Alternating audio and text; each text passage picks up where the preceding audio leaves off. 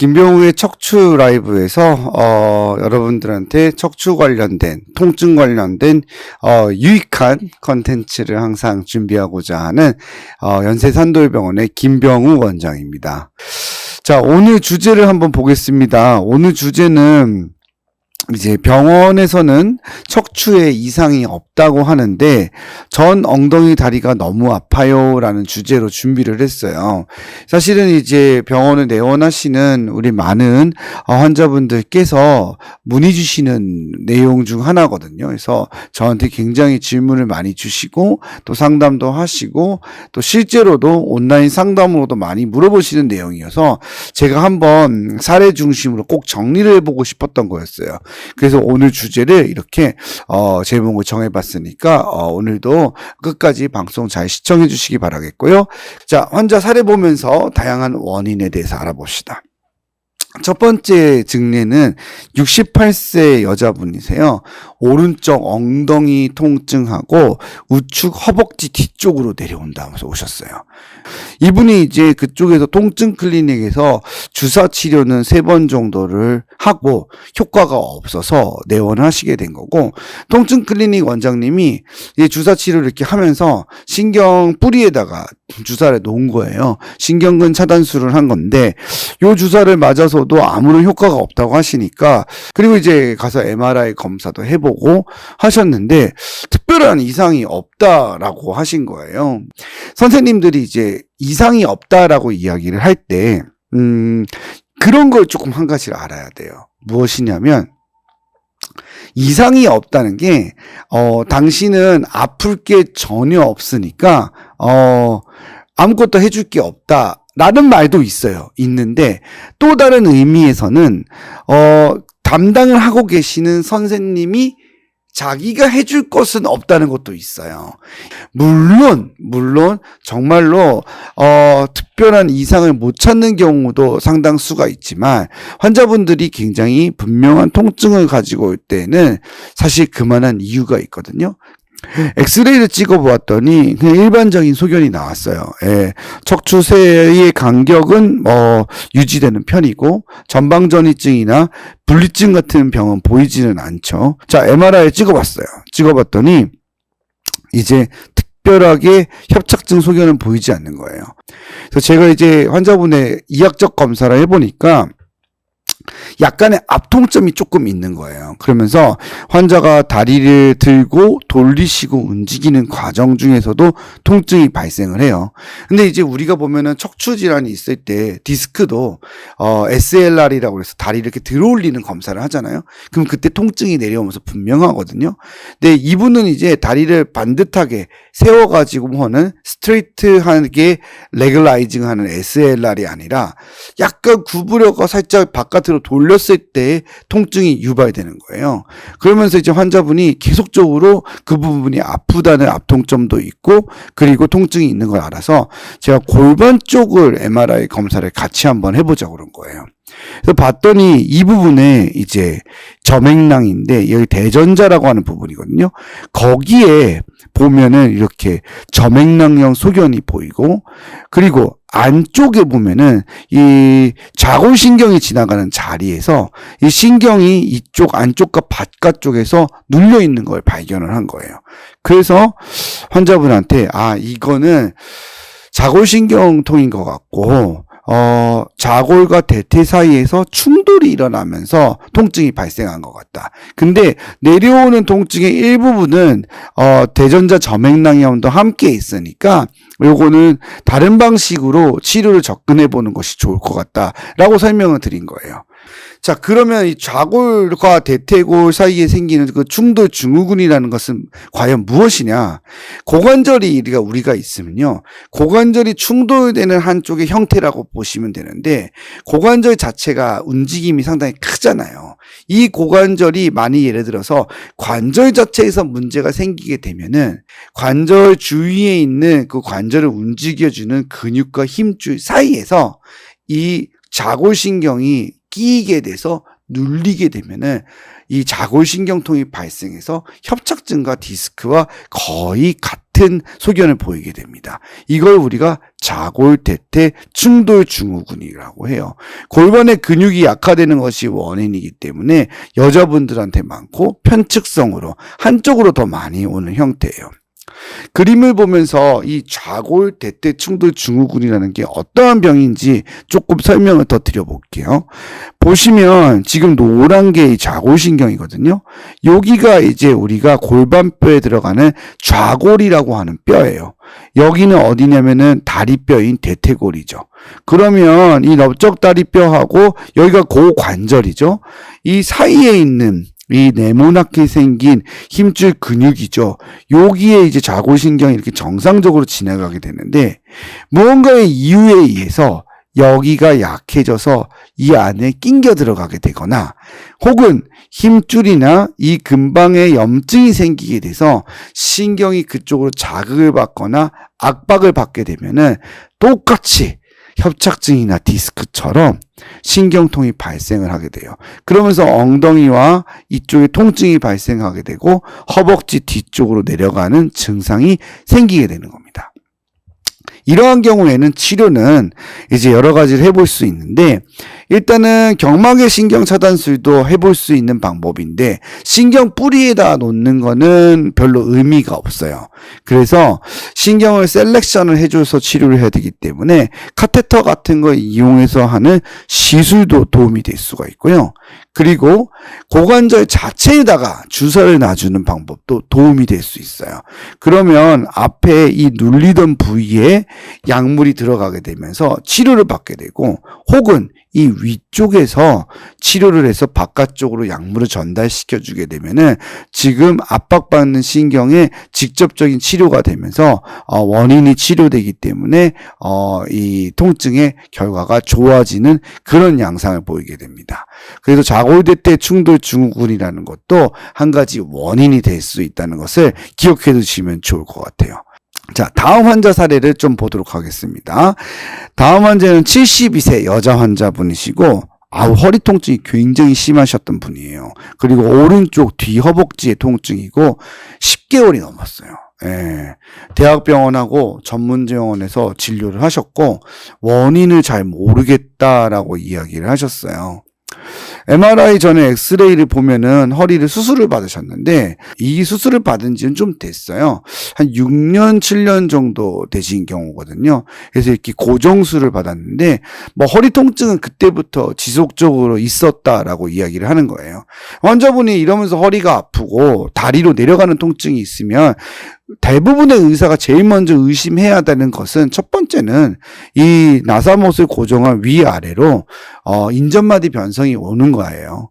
엑스레이를 봤을 때는 인전마디 변성이 그렇게 보이지는 않은데 첫 번째로 척추 질환을 의심해 봐야죠. 타병원에서 MRI 검사를 하셨어요. 근데 큰 이상이 없는 거죠. 허리에는 아무 이상이 없다. 라고 했는데 그럼 나는 이렇게 다리로 왜 내려오냐 통증이 난 왜 이렇게 아프냐 그리고 허리도 너무 아프다 근데 골절도 없고 나머지는 다 깨끗하다 수술도 잘 되어 있는 것 같으니까 좀 지켜보면 좋겠다라고 얘기하셨고 한 3개 4개 정도의 병원을 다니시다가 결국엔 또 내원하시게 됐어요. 근데 이분 같은 경우에는 제가 이제 고관절이나 엉덩이 통증이 있으면 패트릭이라고 하는 검사, 다리를 이렇게 움직여서 하는 검사를 하는데 사실 이분은 조금 그 검사상에서도 특별하게 보이지는 않았어요. 그래서 저도 아무래도 이제 허리 쪽에서 내려오는 것 같아서 혹시라도 허리 쪽에 문제가 있으면 그 부위를 중심으로 주사나 혹은 시술도 해볼 수 있을 것 같습니다라고 저도 처음에 그런 말씀을 드렸거든요. 근데 이제 이미 다른 병원에서 받았다는 거예요. 몇 달 전에. 근데 아무런 효과가 없다 그래서 그러면 골반 쪽에 검사를 한번 해보시는 게 좋겠습니다. 그래서 골반 MRI 검사를 이분도 진행을 하게 됐어요. 그래서 골반 MRI 검사를 진행을 했더니 골절이 발견이 된 거예요. 엑스레이 상에서는 솔직히 잘 모르겠거든요. 근데 MRI 찍었더니 지금 보면 이런 식으로 골절이 보이고 미세하게 선도 보이는 거죠. 다친 적은 언제냐고 여쭤봤더니 굉장히 오래됐다는 거예요. 어떻게 보면 약간 비정형 골절에 좀 가까운 타입인데 이거는 이제 골절이 막 금이 가거나 깨졌다기보다는 약간 뼈에 멍이 들었다라고 보시면 돼요. 그래서 뼈가 약한 사람이었어요. 그래서 제가 이제 골밀도 검사도 했더니 골밀도가 마이너스 3.8 정도 되셨고 비타민 D 레벨이 매우 낮게 나오셨어요.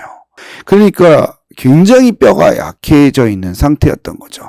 그런 경우에는 이렇게 뼈에 멍이 들 수가 있어요. 근데 물론 생기는 부위가 조금 자주 생기는 부위가 아닌 건 맞아요. 이러한 경우에는 우리가 대퇴골 대전자부 골절인데 어긋나거나 그런 건 아니고 뼈에 멍이 든 것처럼 생긴 골절인데 수술적인 치료도 고려를 해볼 수 있어요. 그래서 수술을 이제 그 부분에 골절이 대부분에다가 고정을 시켜서 추가적인 골절이 안 생기게 해야 되고, 제일 중요한 거는 이런 분들은 다 아픈 다리, 지금 오른다리가 아팠잖아요. 오른쪽으로 발을 디디면 안 돼요. 그래서 목발을 사용하셔야 되고 한동안 누워 계셔야 돼요. 그래서 이제 제가 척추 수술을 주로 하다 보니까 관절 수술을 하는 저희 원장님하고 상의를 했더니, 근데 아직까지는 수술을 하기에는 조금 아까운 면도 있고 수술적인 시기를 좀 놓친 것 같대요. 통증 자체는 그 전부터 있어 왔는데 환자분이 어느 정도는 크게 깨지지 않고 이게 크게 어긋나지 않으면서 안정적인 형태의 골절인 거예요. 그래서 수술을 하기에도 조금 아까운 면이 있어서 서두르지는 않아도 될 것 같다고 말씀을 하셔서 환자분에게도 한 1, 2주 정도는 좀 누워보고 목발을 사용해보자 하면서 제가 그러면 골다공증에 대한 검사를 해서 치료를 결정해보겠다고 했고, 그래서 환자분한테 골다공증 치료를 하는데 비타민 D는 당연한 거고 골다공증 치료를 할 때 일반적인 골흡수 억제제는 안 하는 게 좋겠다. 왜냐하면은 골흡수 억제제들도 이런 비정형 골절을 생기게 만들 수 있거든요. 그래서 조금 특이한 타입이기 때문에 골형성 촉진제를 사용하시는 것이 좋을 것 같다라고 설명을 드렸어요. 골형성 촉진제는 이제 뼈가 실제로 자라나도록 하는 거죠. 그래서 테리파라타이드라고 하는 성분의 치료제를 굉장히 많이 사용하는데 이제 매일 맞아야 된다는 부담감과 그리고 또 한 번 치료를 하면 6개월 정도는 하시는 게 확실히 효과가 있어요. 그런 부담감이 좀 있어요. 근데 이런 경우에는 상당히 써볼만 해요. 우리가 골반 같은 데 생기는 그런 insufficiency fracture라고 해서 부전골절이라는 게 있거든. 그것도 뼈가 멍이 드는 타입인데 이러한 골절 형태는 오히려 골형성 촉진제를 했을 때 빨리 뼈가 붙어서 자라나서 힐링이 되는 효과도 있거든요. 그래서 그렇게 사용하시는 게 좋을 것 같다고 설명을 드렸고, 그렇게 골다공증 치료를 하고 나서 일주일도 안 돼서 증상이 많이 좋아지셨어요. 그래서 지금 현재도 지금 몇 개월째 골다공증 치료를 하고 계시고 상당히 많이 좋아진 형태라고 보시면 되겠습니다. 다음 환자분도 이제 오셨는데요. 이분 같은 경우에 이제 61세 여자 환자였고 양쪽 엉덩이 통증인데 왼쪽이 좀 더 심한 거예요. 이분은 앉으면 다리가 저려요. 예. 다른 건 괜찮은데 앉아있을 때가 굉장히 심한데 딱 일어나자마자 좋아지는 것은 아니고 앉아있으면은 저리기 시작하는데 이게 시작되면 상당한 시간을 가는 거예요. 예. 그러니까 앉아서 아파서 일어나면 괜찮아지고 요런 타입은 아니고 앉아있다가 보면 증상이 생기는데 그때부터는 계속 가는 거죠. 이 저림이.